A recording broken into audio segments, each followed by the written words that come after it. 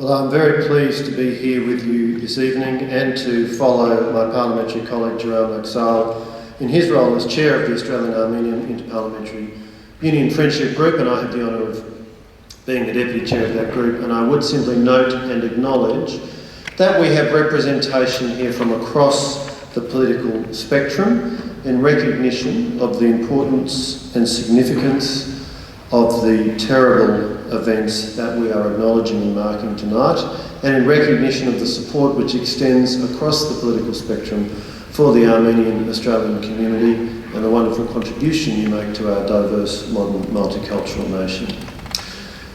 I join with everybody here to mark one of the darkest chapters in modern history, the first genocide of the 20th century, the Armenian, Assyrian and Greek genocide, which saw the systematic annihilation of over 3 million Christians throughout Anatolia by the Ottoman Empire.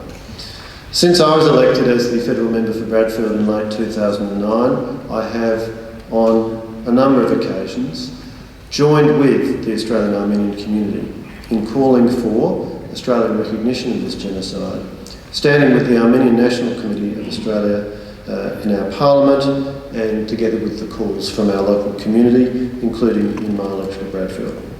In 2010, it was an honour to rise in the Federal Parliament and speak about Mr Arshay Badelian, who was one of the Armenian Australian community's last surviving survivors of the Armenian genocide at that time. Tonight I'm again privileged to share this stage with your community and to pay tribute to Mr Badelian once again and each of the 1.5 million Armenian souls brutally massacred due to evil ideologies. Can I also indicate that I'm here representing the Leader of the Opposition, Peter Dutton, who had this to say: during the First World War, the Ottoman Empire engaged in the systematic destruction of the Armenian people and their culture. The atrocious event started on 24 April 1915, when hundreds of Armenian leaders and intellectuals living in Constantinople were rounded up, arrested and deported.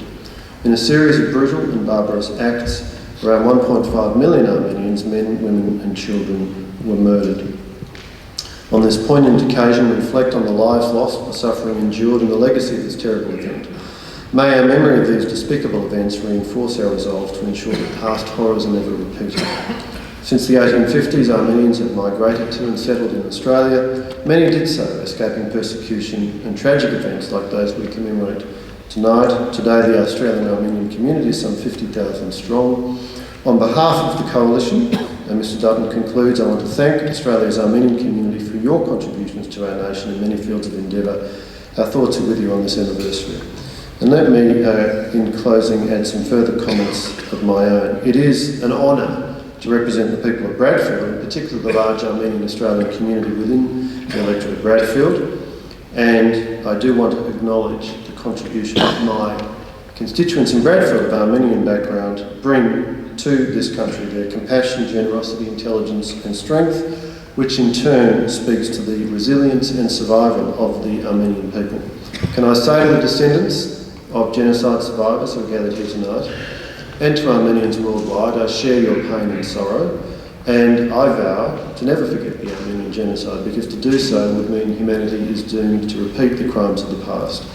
My commitment is to continue to walk beside you on this journey as you seek formal recognition for this genocide, and I hope that will come before too long, because I believe that would be appropriate. Can I conclude by thanking everybody here for your recognition of this terrible event.